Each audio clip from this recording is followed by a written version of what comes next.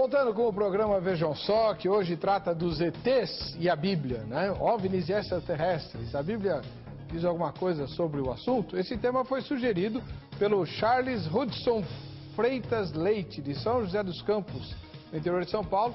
E ele vai ganhar esse brinde aqui, o presente da produção do Vejam Só, em gratidão, né? Esse aqui é o Torá, é uma edição bilíngue, né? Com a versão em hebraico, de um lado, e em português, a King James atualizada ao lado, né? King James, mas é em português, tá? É uma homenagem da Abba Press à edição inglesa, ou a versão inglesa mais famosa do mundo.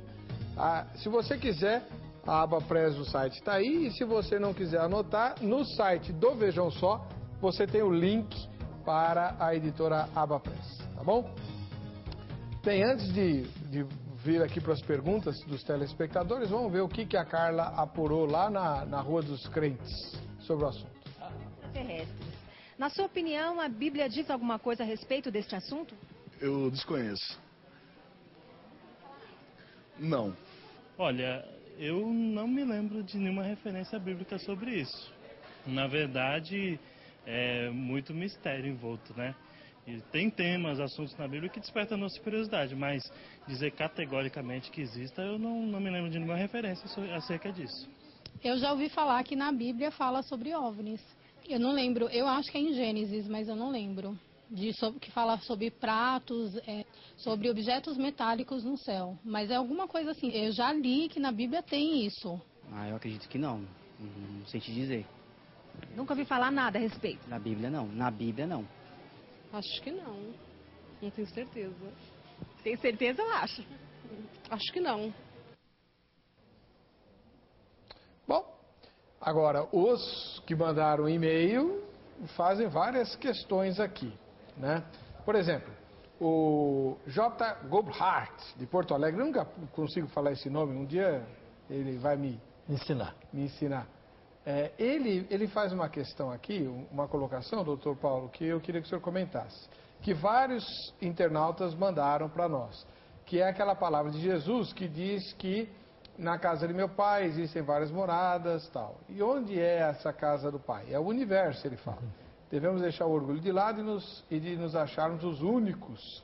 Ele é tão grandioso, tão lindo, que não poderia deixar de ser habitado por outros irmãos. Ele não aceita a expressão ETs, pois somos filhos do mesmo Criador. Paz e luz a todos. Bom, eu queria que o senhor comentasse essa palavra de Jesus sobre as muitas moradas. Queria que o senhor também respondesse a seguinte pergunta que vários internautas fazem. Se existir vida em outro planeta, a obra de Jesus feita na Terra alcança-os ou não? São duas questões muito importantes. Primeiro, que não é questão de orgulho dizer se existe ou não. Eu coloquei aqui na introdução que não tem como você afirmar, não existe vida inteligente fora do planeta Terra.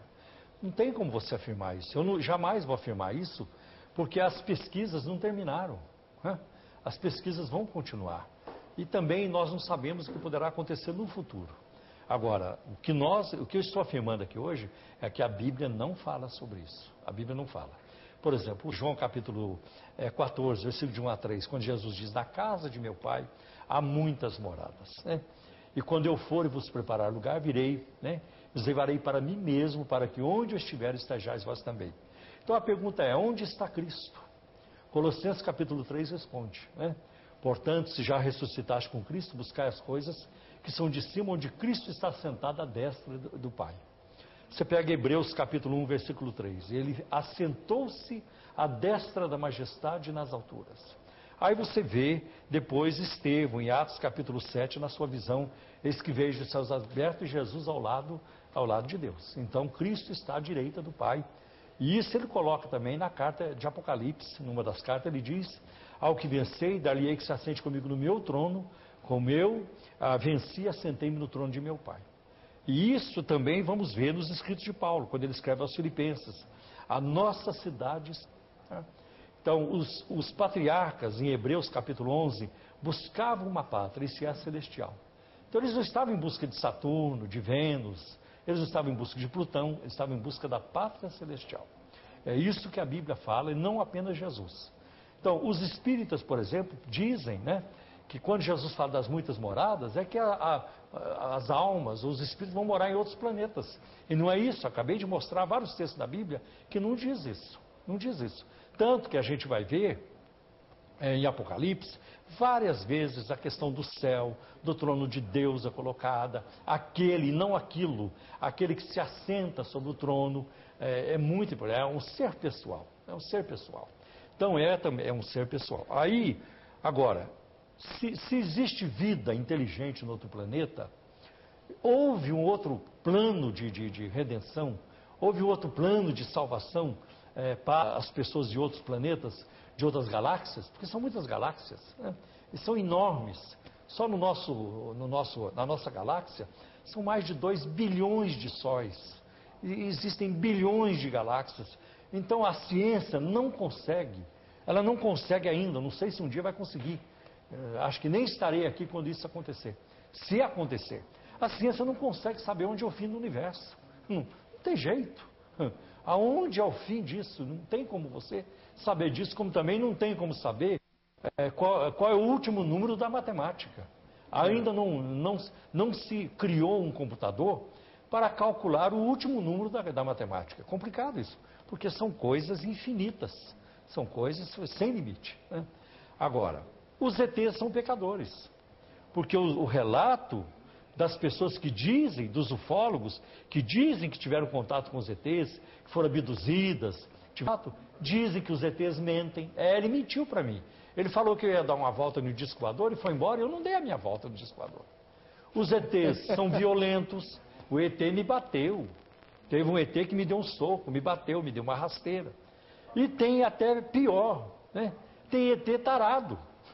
Tem ET com sérios problemas sexuais não resolvidos. ETs que estupram. Tem mulher que chega, não, eu fui engravidada de um ET. Então tem relatos assim.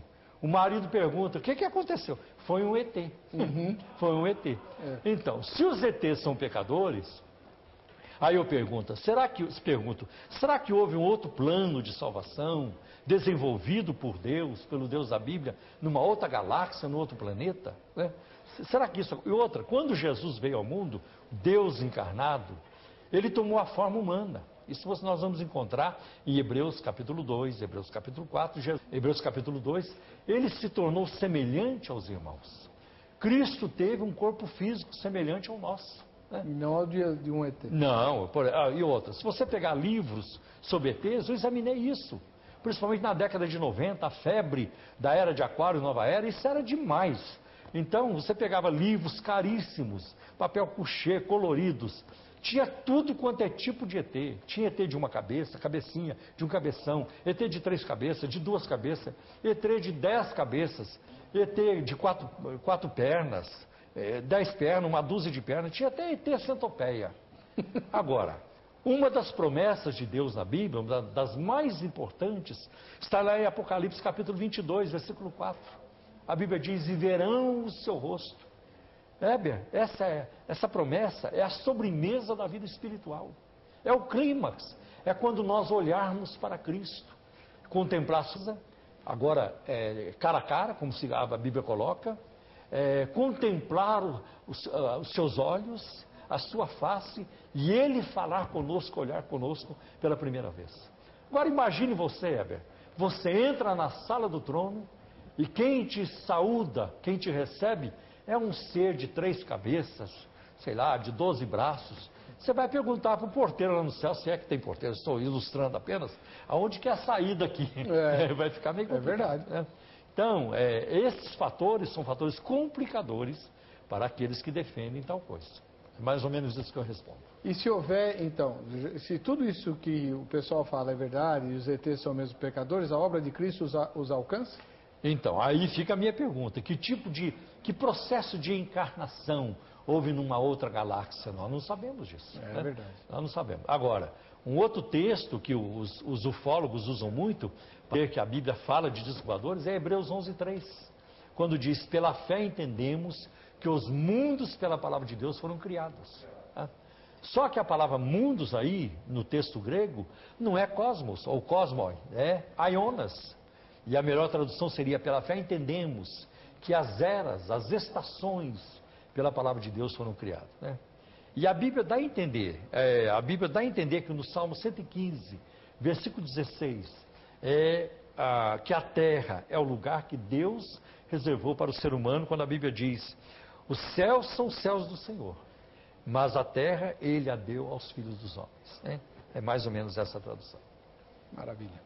Leandro Silva da Paixão, de Cabo de Santo Agostinho, em Pernambuco. Graças e paz, irmãos. Os extraterrestres não existem.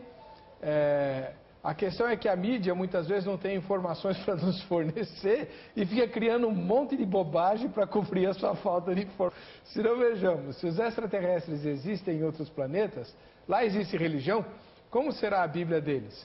Eles vão ser salvos? Nós iremos os encontrar no céu? O que você acha? Existe até, Davi? Eu tô fora. Pode dar a minha opinião, né? Eu não creio nisso, não. Eu não creio. Agora, tem uma outra coisa muito interessante, reverendo. É que todos os ufólogos, eu nunca encontrei o contrário. Todos os ufólogos dizem que os ETs estão anos-luz na nossa frente, em conhecimento, em tecnologia. Olha, anos-luz é muito conhecimento. É muito conhecimento. Tá? Eu nem saberia medir isso. Não sei se alguém consegue medir. Que os ETs estão anos-luz na nossa frente em termos de conhecimento, de tecnologia, de inteligência. Agora, por que os ETs não entram em contato com os humanos? Se eles têm mais tecnologia do que nós temos, estão muito mais avançados do que nós, então a probabilidade deles entrarem em contato conosco talvez seja de bilhões de vezes maior do que a nossa de entrar em contato com eles. Certo. Agora, por que os ETs não entram em contato com os seres humanos? Porque a NASA não deixa, dizem eles, porque a KGB, a Polícia Secreta da Rússia, não deixa, o FBI não deixa, porque... e aí eles vão numerando um punhado de agências. A CIA também não deixa os ETs entrar em contato conosco. E até a polícia de Varginha, lá em Minas Gerais, também não deixa os ETs entrar em contato conosco. Meu pai do céu. Agora, como é que eu vou acreditar numa coisa assim? Tem dó, né? Tem dó. Ai, meu pai. Agora, doutor, eu tenho que resumir. Eu vi várias mensagens e peguei várias perguntas. Doutor Paulo Romero, Gênesis 6 fala de filhos de Deus e filhos dos homens que interagiram, entraram em contato e nasceram os heróis e tal, blá, blá. Gigantes. Depois você tem também os relatos dos anjos que visitaram Abraão e comeram lá o preparado de Abraão, e também anjos que visitaram Ló e até foram, assim, admirados, né, e cobiçados pelos homens de Sodoma e Gomorra. Não seriam referências veladas a seres extraterrestres que foram entendidos como anjos porque não havia outra explicação na época em que Gênesis foi redigido? Olha, é interessante que no livro de Ezequiel também fala de anjos. Por isso a minha dificuldade de aceitar aquele relato de Ezequiel capítulo 1 como uma alusão aos ETs, aos discos voadores. Porque as visões na Bíblia, geralmente elas são transmitidas em forma de símbolos, como acontece nos livros de Daniel e Apocalipse. Mencionei isso agora há pouco de uma forma. Assim, a semelhança das coisas em Ezequiel, capítulo 1, versículo de 15 a 28, não é literal, mas é simbólica. E as criaturas eram anjos, pois elas tinham asas, como Isaías capítulo 6, versículo 2, e Apocalipse capítulo 4, versículo de 6 a 8. Eu não estou dizendo aqui, literalmente, que os anjos possuem asas. Talvez seja uma linguagem simbólica para demonstrar que eles são seres que se movimentam e que têm uma rapidez muito grande, né? Os anjos são poderosos, certo? Agora, e também, quando fala de Gênesis capítulo 6, a maioria dos intérpretes da Bíblia creem que os filhos de Deus ali é a descendência de Sete, que é uma descendência piedosa, e que depois se misturou com a descendência de Caim, Nimrod, vem outros ali que são uma descendência, representam uma descendência impiedosa ou má. Então, a maioria dos comentaristas bíblicos pendem para essa interpretação. O senhor também? Eu também.